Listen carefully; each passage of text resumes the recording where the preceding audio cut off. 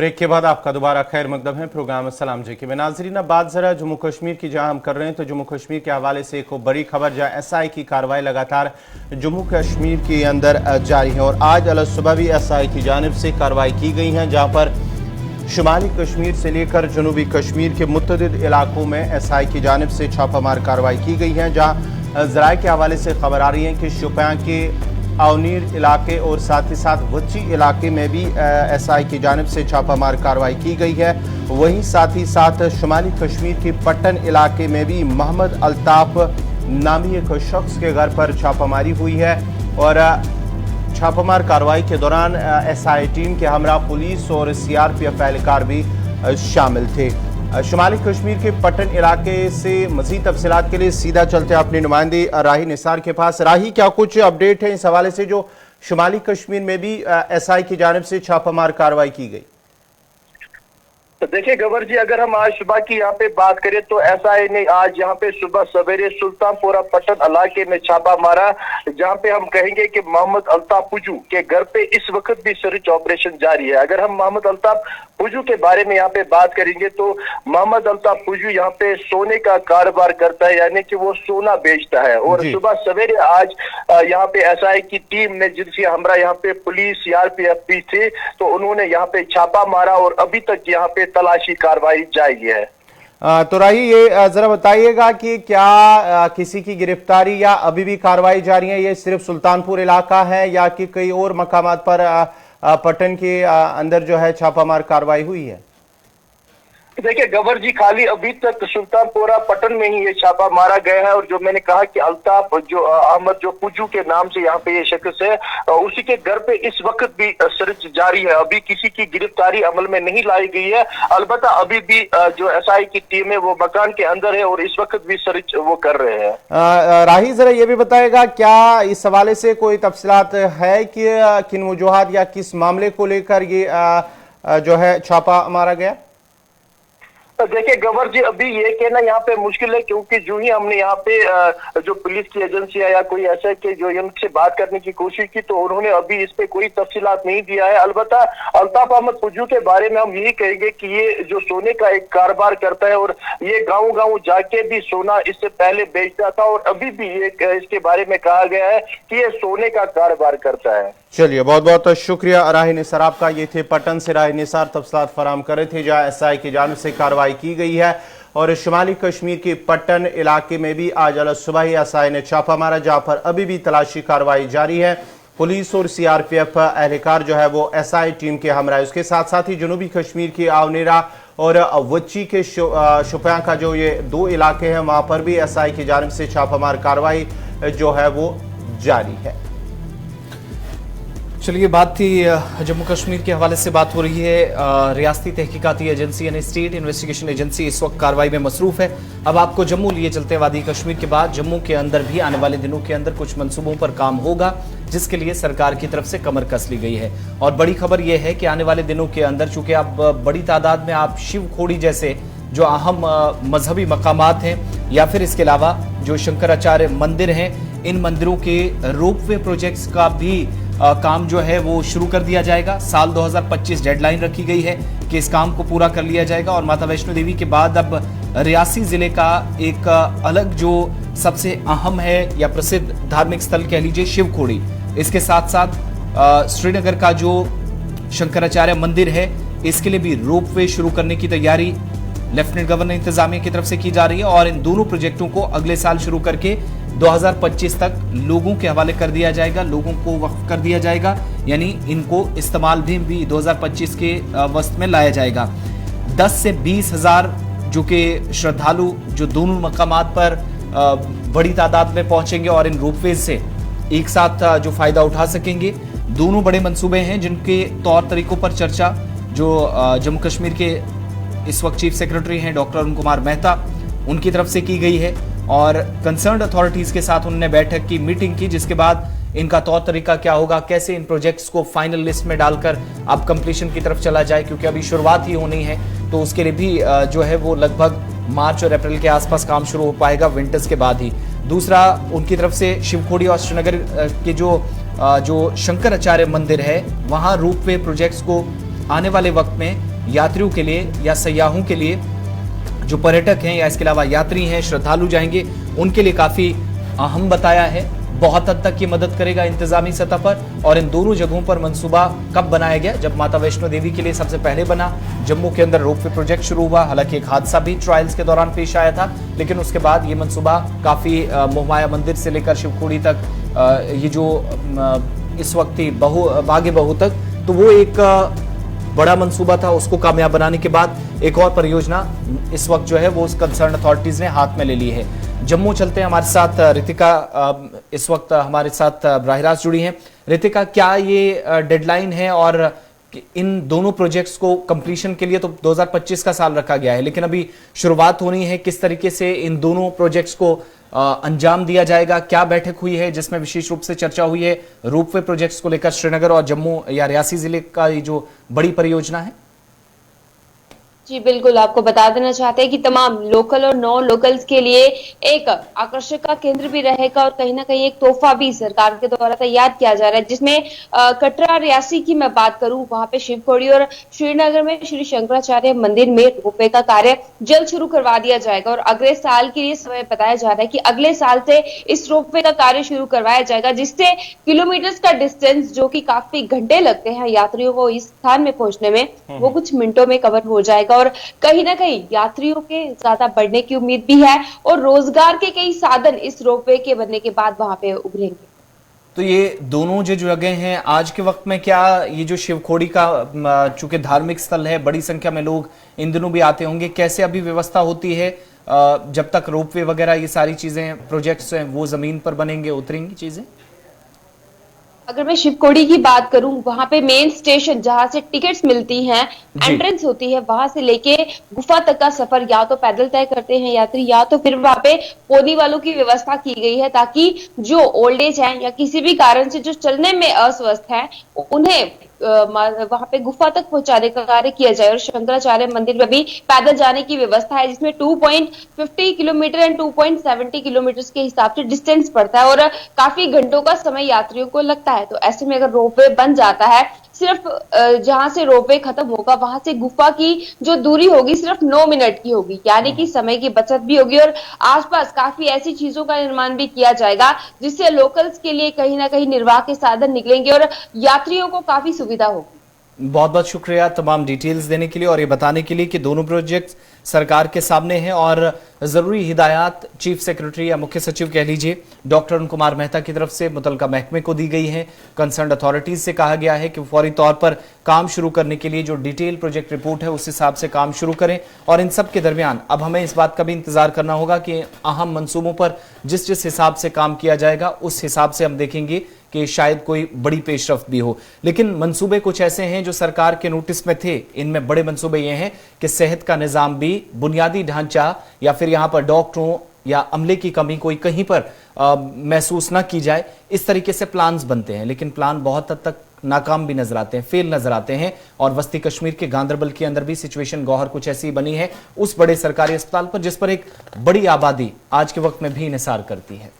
जी हाँ, बात अगर हम वस्ती ज़िला गांदरबल की करते हैं, वहाँ पर भी PSC है और वहाँ पर तिबी अमले या जो दीगर सहूलियात है उसकी जो कमी है उसकी वजह से वहाँ पर मरीजों और साथ ही साथ लोगों को मुश्किलात का सामना करना पड़ रहा है। बात करेंगे हम जहाँ PSC गांदरबल की बात करेंगे तो वहाँ पर अक्सर बेशतर जो इस तरह की शिकायतें मौसूल हुई हैं कि लोगों को वहाँ पर अगरचे तबी सहूलियात की अदम दस्तियाबी हैं तो उसकी वजह से आम लोगों को दिक्कतें पेश आ रही हैं, जहां पर डॉक्टरों की अदम दस्तियाबी या डॉक्टरों की कमी के साथ साथ जो दीगर तिबी और नीम तिबी अमला है उसमें उनकी कमी की वजह से वहां पर आने वाले मरीजों को मुश्किलात का सामना करना पड़ रहा है। ये गांदरबल की हम बात करेंगे, प्राइमरी हेल्थ सेंटर गांदरबल, जहां पर डॉक्टरों की कमी और दीगर जो नीम तिबी अमला है उनकी कमी की वजह से आने वाले मरीजों को मुश्किलात का सामना। जबकि वहाँ पर अगर हम बात करेंगे तो हालत उसकी इस तरह भी है क्योंकि लोगों की शिकायतें जो मौसूल हो रही, जो इंफ्रास्ट्रक्चर उसके अंदर होना चाहिए या जो सहूलियात होनी चाहिए या मशीनरी की बात करेंगे उसकी कमी की वजह से भी मरीजों को या तो दूर निजी अस्पतालों का रुख करना पड़ता है या फिर उन्हें एक कसीरा रकम खर्च करके दूसरे अस्पतालों में जाना पड़ता है, क्योंकि एक जो प्राइमरी हेल्थ सेंटर है वहाँ पर नज़दीकी लोगों कई हज़ार लोग जो है इसके साथ मुंसलिक हैं, वाबस्ता है, जो इस पर डिपेंडेंट है, लेकिन वहाँ पर जो है बुनियादी सहूलियात का फुकदान है, उसकी वजह से आने वाले मरीजों को मुश्किलात का सामना करना पड़ रहा है। और ये मसला सिर्फ अमले का नहीं है, डॉक्टरों की कमी का नहीं है, इंफ्रास्ट्रक्चर भी जो इस वक्त कमी मुख्तलिफ इलाकों के अंदर है, उनमें से एक ये इलाका भी है। माजी में भी कई तरह की शिकायत हैं इन बड़े इलाकों का या बड़े अस्पतालों का, बड़े इदारों का, इसलिए भी जिक्र करना ज़रूरी है क्योंकि मौजूदा वक्त में सूरत हाल कुछ ऐसी है जहां पर हम ये देख रहे हैं कि बहुत बड़ी आबादी इन पर इन्हिसार करती है और इंफ्रास्ट्रक्चर की कमी भी वस्ती ज़िले के अंदर, गांदरबल एरिया वाइज भी बड़ा डिस्ट्रिक्ट है और सेहत की जो देखभाल है वो बुरी तरह मुतासिर हो रही है। गांदरबल ज़िले के अंदर सहूलियात शायद कम ना होती अगर इंफ्रास्ट्रक्चर बेहतर होता।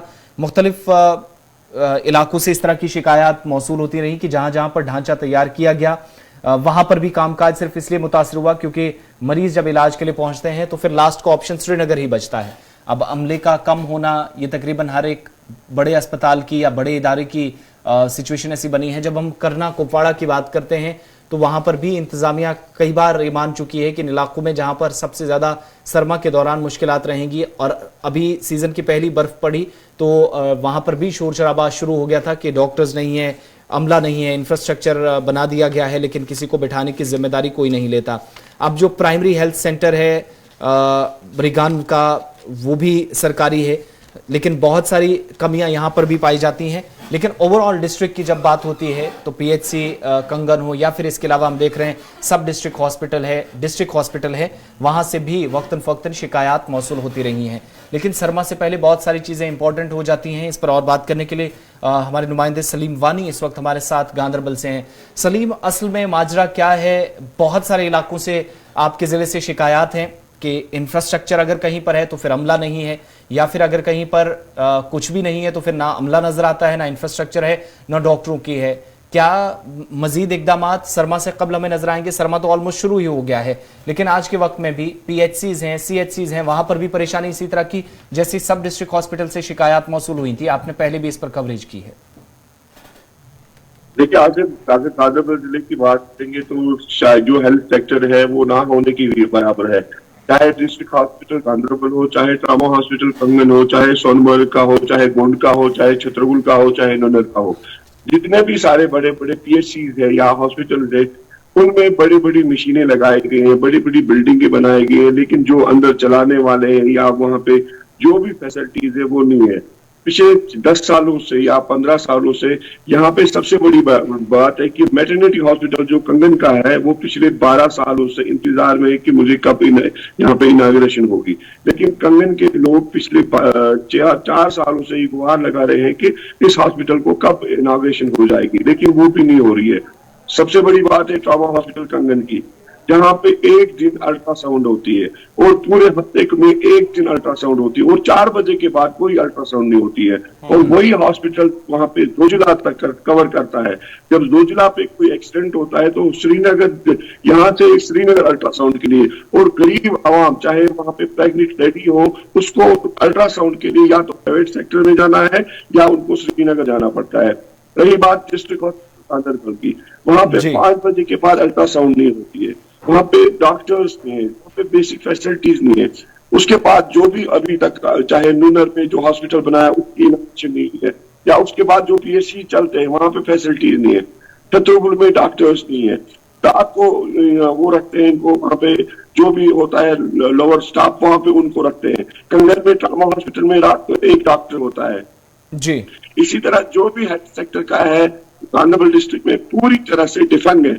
2 सालों से मतलब ये न्यूज़ें भी चली, यहाँ पे बहुत सारे लोगों ने गुहार भी लगाई कि हेल्थ सेक्टर को ठीक किया जाए। शायद ही गफलतशारी है और मनमानी की वजह से इस पे कोई ध्यान नहीं दिया जाता। अच्छा, जो जराया हमारे ये भी बताते हैं सलीम के एमआरआई फैसिलिटी, डिजिटल एक्सरे या ब्लड बैंक जो है वो जिन जिन अस्पतालों में होने चाहिए और जिन जिन अस्पतालों का आप नाम ले रहे हैं, कितने ऐसे अस्पताल हैं ये चीजें अवेलेबल कर रहे हैं? क्योंकि ये इलाका गांदरबल है तो इसलिए इंपॉर्टेंट नहीं बल्कि इसलिए भी क्योंकि यूनियन टेरिटरी लद्दाख का वो हिस्सा लगता है जहां पर अक्सर हादसात होते हैं, बहुत खतरनाक एरिया है, तो उस हिसाब से भी काफी अहमियत बढ़ जाती है इस जिले की। बिल्कुल आसिफ, जो एमआरआई की बात आपने छेड़ी यहाँ पे, सिर्फ गांधरबल के डिस्ट्रिक्ट हॉस्पिटल में एमआरआई मशीन लाई गई है शायद, या वो भी नहीं आज तक हो रही है, उसका डॉक्टर भी नहीं है। उसके बाद डिजिटल एक्सरे है, वो शायद ही किसी हॉस्पिटल में होता है। और 2 दिन पहले हमने पीएचसी वाकुरा की न्यूज चलाई, वहां पे एक्सरे, नॉर्मल एक्सरे नहीं होता है। वाकुरा सबसे बड़ा तहसील है गांधरबल का, लेकिन हेल्थ सेक्टर पूरा डिफेंड। मैं ये कहना चाहता हूँ, कितना बोले, लोग भी अब थक गए बेचारे।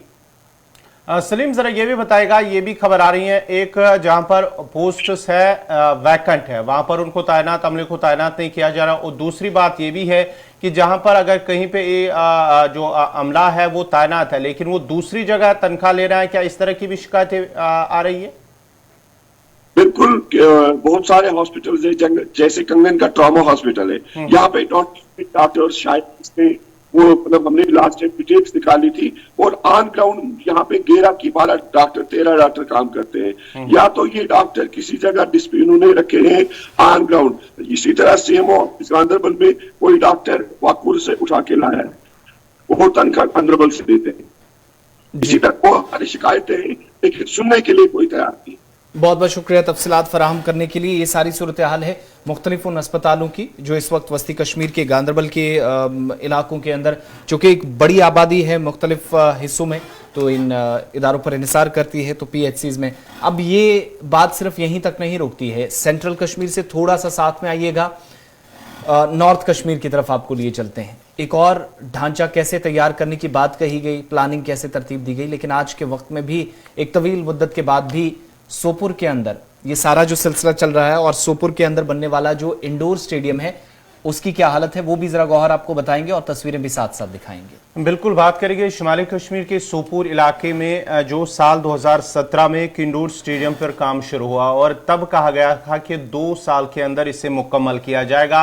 उन नौजवानों के लिए, उन नौजवान खिलाड़ियों के लिए जो खेल के साथ मुंसलिक हैं, जो मुख्तलिफ खेलों के साथ अपनी जो है उनकी ख्वाहिश थी कि वो खेल सके। लेकिन 5 साल गुजर जाने के बावजूद भी अभी तक इंडोर स्टेडियम मुकम्मल न हो सका, जिसकी वजह से वहाँ पर खेलने वाली बच्चों को मुश्किलात का सामना भी करना पड़ रहा। उनका मानना है कि अगर यहाँ पर इंडोर स्टेडियम तैयार होता तो जो वहाँ पर खेल, जो इंडोर गेम्स हैं वो खेल सके, कहीं ना कहीं वो भी नेशनल या इंटरनेशनल लेवल पर आगे वो खेल सके। उन्हें यहाँ से प्रैक्टिसेस मिलती और यहाँ पर वो खेल का उन्हें मौका मिलता, तो उसके बाद ही वो आगे जाए या डिस्ट्रिक्ट लेवल पर भी वो खेल सके। लेकिन इंडोर स्टेडियम न होने की वजह से उन्हें मुश्किलात का सामना करना पड़ रहा है। साल 2017 में काम शुरू हुआ, लेकिन 5 साल का वक्फा गुजरने के बावजूद भी अभी तक वो तशने तकमील है।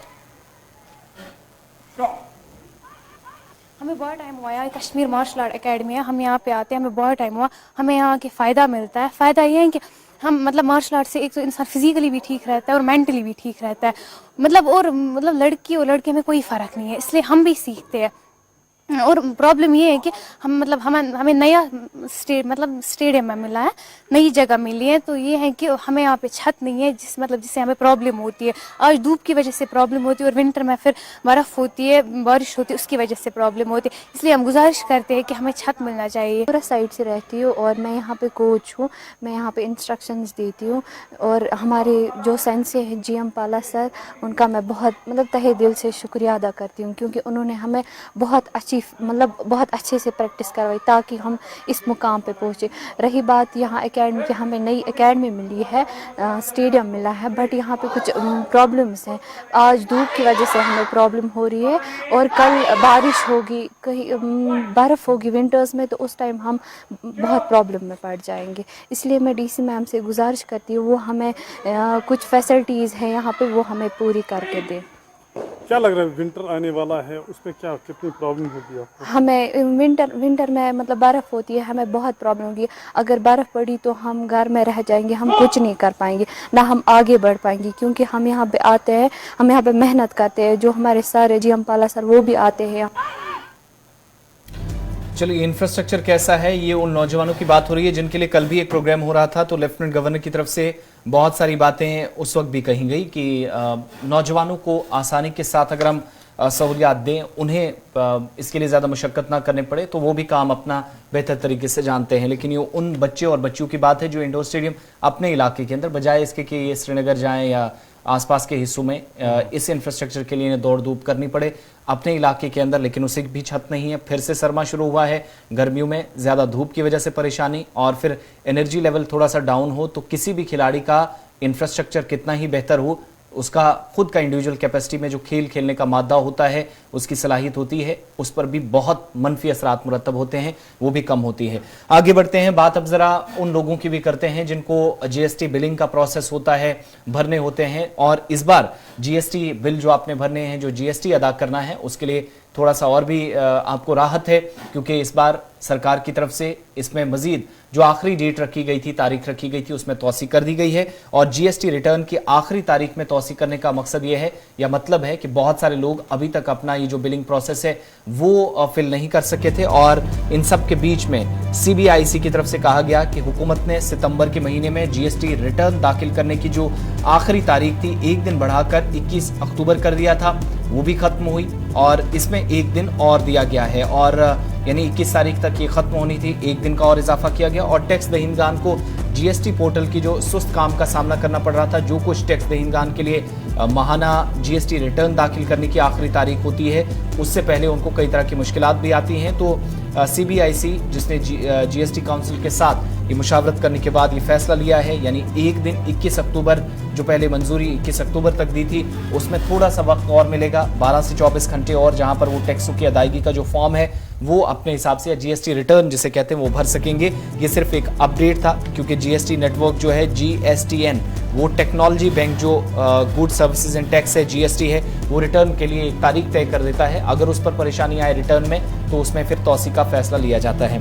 अब जरा बात करते हैं गौहर, भारत और चीन के हवाले से भी, क्योंकि लगातार दोनों अतराफ से सरगर्मियां अंजाम दी जा रही हैं। एक तरफ ये कहा जाता है कि चीन की तरफ से इंफ्रास्ट्रक्चर को बेहतर बनाया जा रहा है लाइन ऑफ एक्चुअल कंट्रोल पर, लेकिन खबर यह है कि अरुणाचल प्रदेश में भी सरमा से बचने के लिए, जो सर्दी की शिद्दत है उससे बचने के लिए, भारत सरकार भी अफवाज के लिए पूरे काम इस वक्त बिल्कुल, जिस तरह से अगर बात करेंगे चीन और भारत के दरमियान जो कशीदगी लगातार जारी है, चाहे सरहद की बात करेंगे तो जहां पर चीन जो है अपनी तैयारियां कर रहा है, क्योंकि सरमा भी आने वाला है। सरमा ऑलमोस्ट इन इलाकों के अंदर तो शुरू हो चुका है, लेकिन कहीं ना कहीं अब भारत की जानिब से भी तैयारियां की जा रही हैं। पायलट प्रोजेक्ट जो है वहाँ पर जो सरहद पर जो चीन के साथ सरहद मिल रहा है, लाइन ऑफ जो है एक्चुअल कंट्रोल, वहाँ पर अब भारत की जानिब से भी उन फौजियों का मनोबल बढ़ाने के लिए अब तैयारियां की जा रही हैं, और जो पायलट प्रोजेक्ट के तहत उन्हें उस तरह की सहूलियात फराम की जा रही है जहाँ पर उन्हें जो बेहतर सहूलियात फराम की जाएंगी, इस तरह की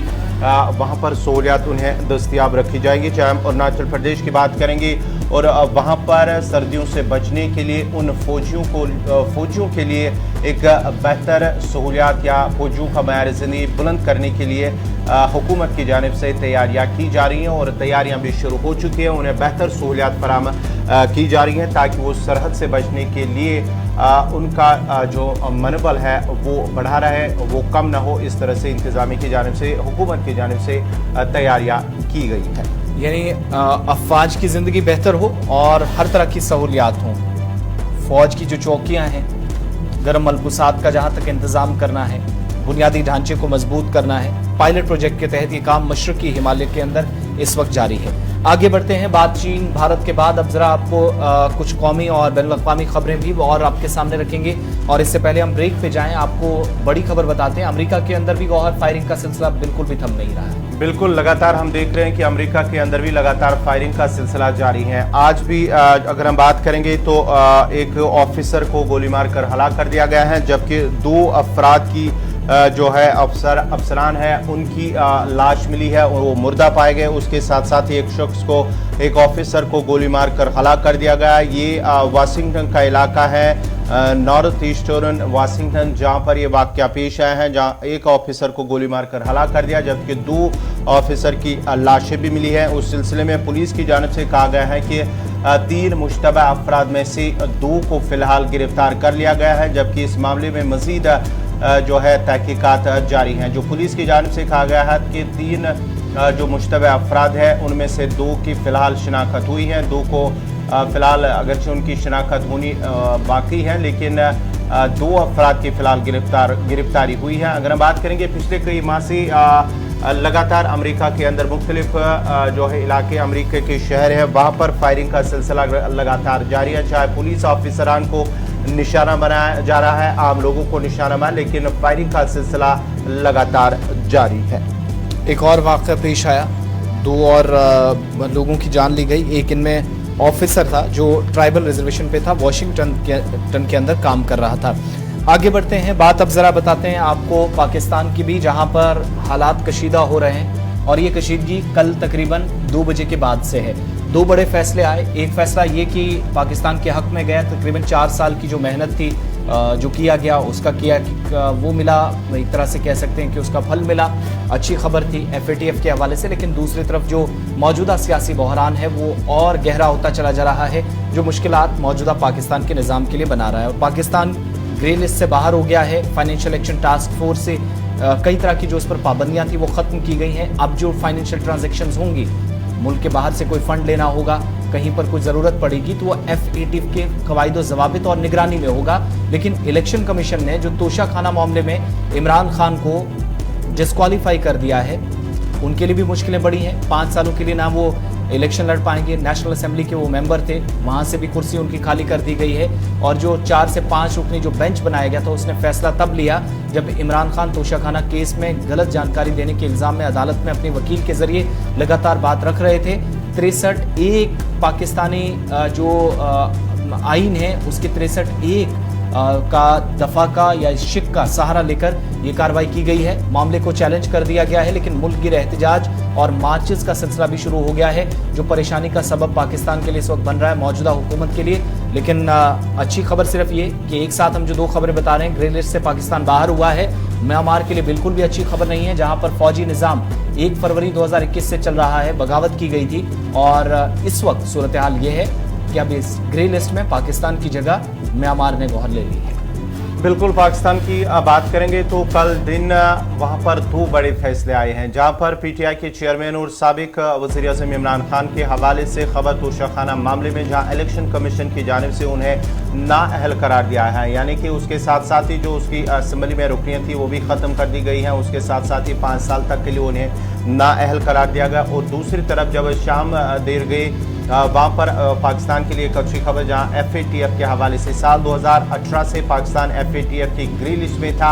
और उसके साथ साथ ही मनी लॉन्ड्रिंग के साथ साथ जो दहशतगर्दी के हवाले से बात की गई थी, 34 नकात उन पर अमल करने थे। उसके साथ ही अब पाकिस्तान जो FATF की जानिब से कल प्रेस कॉन्फ्रेंस भी की गई, वहाँ पर कहा गया है कि जो उन्हें काम सौंपा गया इन 4 सालों के दौरान उन पर काम किया गया है। उसके साथ ही उन्हें ग्रे लिस्ट से बाहर कर दिया गया है। उसके साथ जब ये प्रेस कॉन्फ्रेंस हुई, जब ये FATF की ग्रे लिस्ट से बाहर आए, तो उसके बाद ही मुल्क के वज़ीर-ए-आज़म जो पाकिस्तान के शहबाज शरीफ, उनके साथ साथ बिलावल भुट्टो, उनकी जानिब से भी पाकिस्तानी अवाम को मुबारकबाद पेश की गई। और साथ ही साथ जो पाकिस्तान आर्मी चीफ के कमर बाजवा जो है, उन्हें भी मुबारकबाद दी गई है कि उनकी जानिब से उनकी मेहनत जो है वो ओवरऑल रंग ले आई है। लेकिन 2 बड़ी खबरें, जहाँ पर एक तरफ पाकिस्तान के साबिक वज़ीर-ए-आज़म पर पाबंदी, उन्हें नाअहल करार दिया गया, वहीं दूसरी तरफ से FATF की ग्रे लिस्ट से पाकिस्तान 4 साल के बाद बाहर आया है।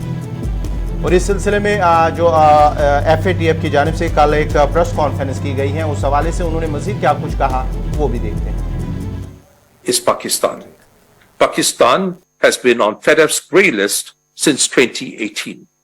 After a lot of work by the Pakistani authorities, they have worked through 2 separate action plans and completed a combined 34 action items to address deficiencies in their anti-money laundering and counter-terrorist financing systems. The FATF welcomes this significant progress. As a result, Pakistan can now more effectively tackle anti-money laundering and terrorism financing. A FATF team has verified that the reforms are in place and that there is high-level commitment and capacity to sustain those reforms. These reforms are good for the stability and security of the country and indeed the region. That doesn't mean that there isn't more work to do. Going forward, Pakistan will need to work with the FATF's regional partner, the Asia Pacific Group, to continue to strengthen its systems.